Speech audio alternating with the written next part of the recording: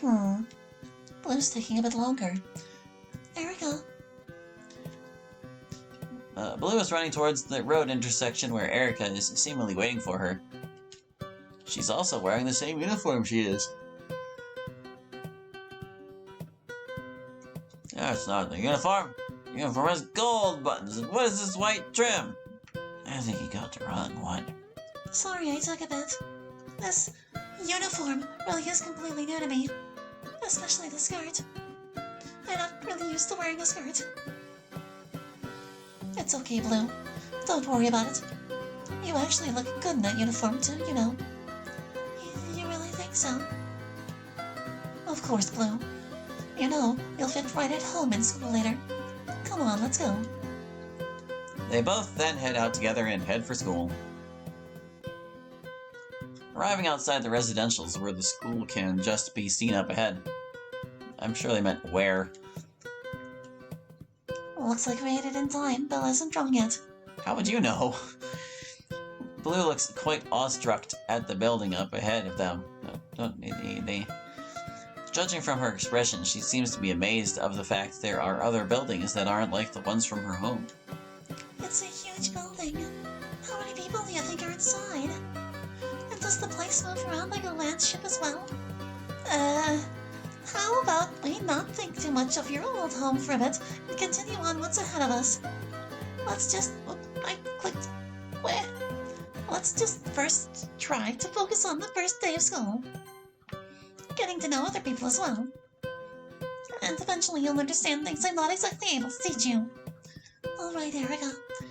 Although there needs to be a few ground rules you're gonna have to follow for your own safety first.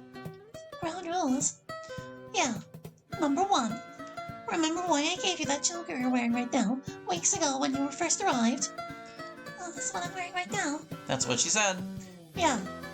You need to be extra careful around other students. Don't let them touch the boards covered by your choker. Well, I'm not entirely sure what would happen if someone were to touch those. I'm afraid they might deal harm the same way the regular frogs that have that type of skin here. No, I'm really not sure why I brought you here to Earth's Zeta Z3 again in the first place, when you would have been better off in Remnant with the faunas. You'd fit right in there more easier. Christ. Erica murmurs that last part to herself. Did you say something, Erica? No. Was actually wondering how to word number 2 properly. Speaking of which, number 2 is that you actually just simply have fun and try not to isolate yourself. No, I won't always be around with you in the classes, but in case you need anything, you can find me in my scheduled classes. Just do have your COR and a copy of mine with you, right? The certificate of registration. Of course, I brought both with me as you told me to. Still trying to remember my own schedules, actually. But I'll keep that in mind if I want to find you. Wonderful. Well, anyway, let's get... They are both cut short by the school bell suddenly ringing, which catches both of them by surprise.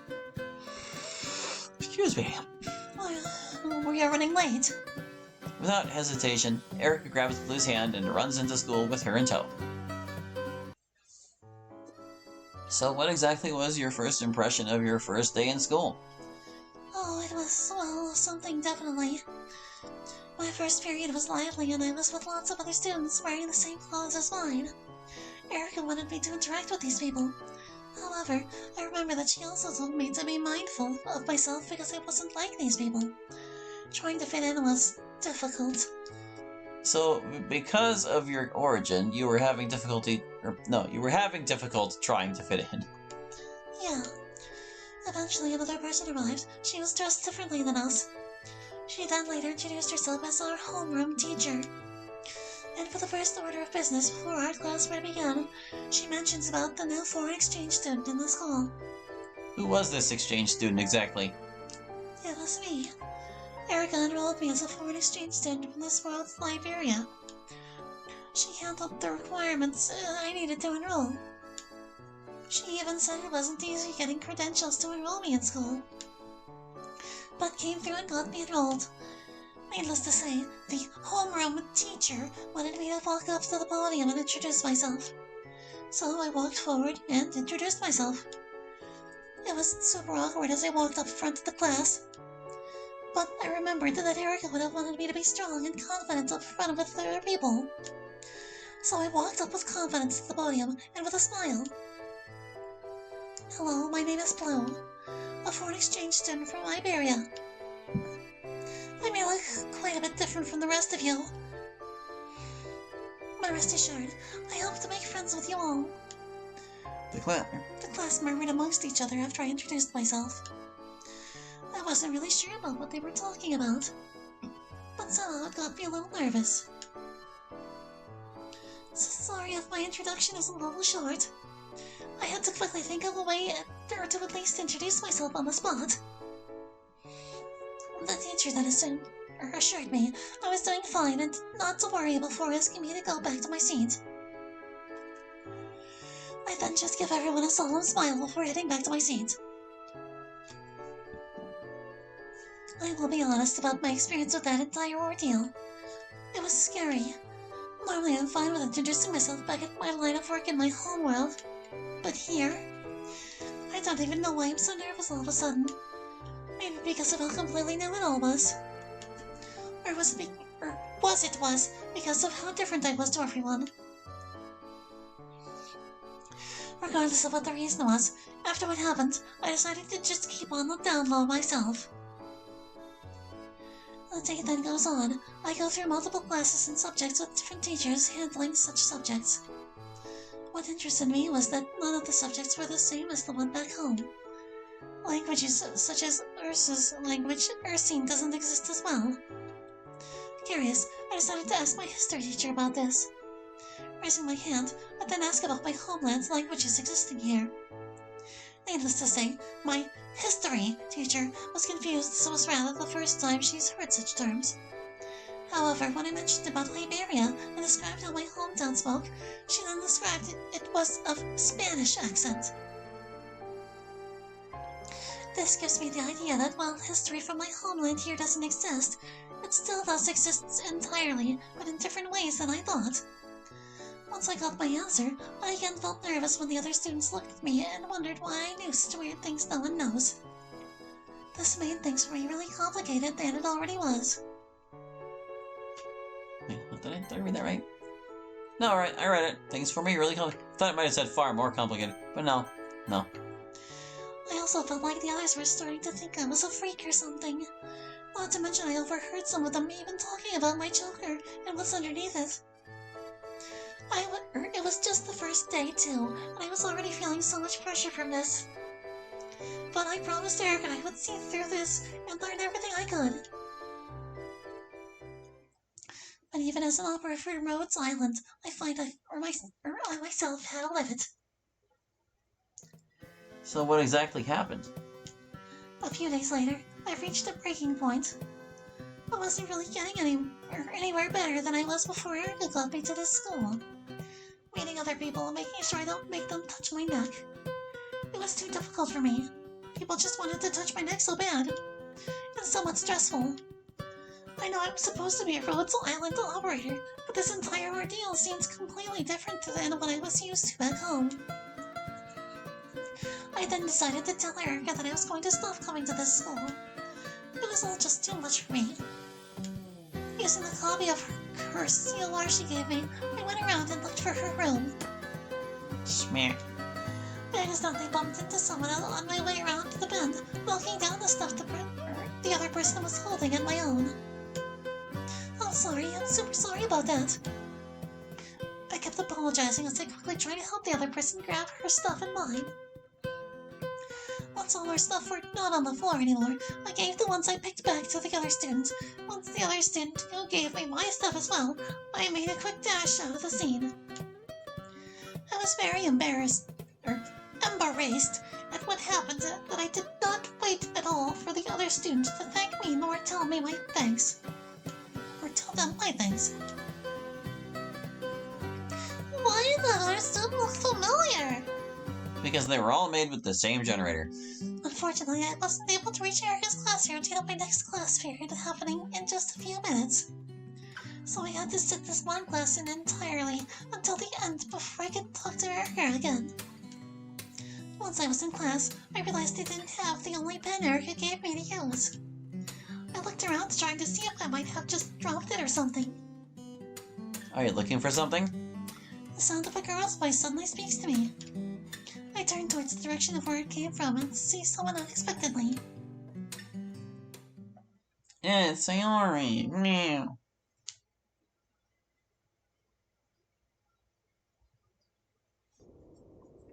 It was the girl I bumped into earlier in the hallway. Nervousness struck me. Panic slowly kicked in from the inside.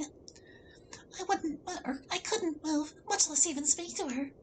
It was like I was struck with nervous impairment, paralyzed completely. Hey, are you okay? She speaks up to me as her voice breaks the silence and my nervousness to even speak up to her. You look like you've seen a ghost. I gathered whatever ounce of courage I had left in me to speak up to her. I wasn't exactly planning to stay silent and ignore her completely. No, it's nothing. You forgot this in the hallway earlier, by the way. She puts down my missing pen on the desk. You ran off in a hurry before I could give it to you. Thanks. Also, I'm sorry about earlier. I was lost in my thoughts back there. Oh, don't worry about it. I tend to do that sometimes too. Come to think of it, aren't you that new foreign transfer student people are talked about? You're probably mistaking me for someone else. Wait, no, you really are the new student. The one others are calling the strange enigma from Iberia. The what? People are saying you're an enigma because of how you are different and interesting to so many of us here. I'm Sayori, by the way. Sayori? Hey, Sayori. I'm Blue. Blue! Nice to meet you then, Blue. So do people say other things about me besides the enigma stuff? Well, I've heard people are rather curious to know more about you and even want to be friends with you. But they can't seem to even get to you because you pull a Batman and everyone here. Pull what? Batman! People look at you at first glance, but when they turn around and look back at you, you're gone without any trace. Oh, yeah, I'm sorry, I just have a really hard time trying to get along with everyone. Is it because you feel different? Huh? Is it because you feel different from us? It's a really common thing for most foreign exchange students. Like my friend Mia, who transferred here from overseas a year ago. She had difficulties trying to get along with other people here too. But in time, she managed eventually, and now she's quite well known by the sophomores. I see. So I just need to take my time and to try and get along with everyone then, huh? We can't exactly rush these things in just the span of a few days. I see. Well, the problem is, I don't really know where to start. It's kind of all too new for me. Tell you what. After school, meet me at the school gate. What? After school hours. Meet me outside the school gate. I'm not in uniform anymore. Why? Trust me. I'm going to try and help you get along with people. Okay, I guess. Wonderful! We'll talk more after school then. Sayori says that as the teacher for today's class walks in the room. She herself heads to her desk, which is kind of just on the other side of the room, opposite to where I'm sitting. Oh, hold on a sec. Where I'm sitting at. So the first person you met in the school was not Hallie, but instead it was Sayori, his childhood friend, yes? Yes. Sayori was different, not like the other students. But she wasn't as different as I was to everyone. She was kind of unique. To the point I wasn't really sure what she was planning back then. But regardless, after school, I did what she said and went back home, changed into my casual attire, and went back to the school that waited by the gate. What about your little thought plan with telling Erica you wanted to stop coming to school? Did you still continue to that? Well, yes, I was still planning on doing that at the time. But my curiosity of wondering what Sarah was planning got the best of me. So I decided to try and see where this little excursion of ours was going to go. I arrived back at the school's gates after changing into my casual attire back at my apartment.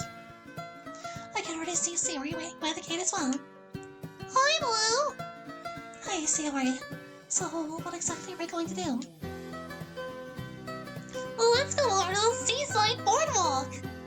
I hear there's a nice milk tea store there. Okay. Come on, I'll show you the way there. Siri takes the lead and I follow her. We arrive at a seaside area minutes later.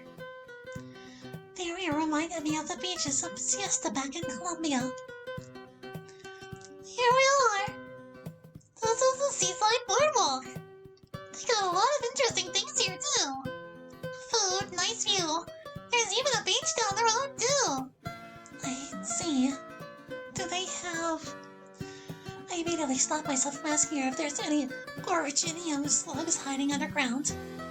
I vaguely remembered a catastrophe incident involving a volcano in Siesta during a particular festival event in the event there, and started to wonder if this place had a volcano around as well. Oh, what? It's nothing. Don't worry about it. So, what should we do here first? We'll have milk tea. Milk tea? I'll take that as a no then. Come with me. Siri walks over towards one of the shops. I follow her towards it, and we both enter it.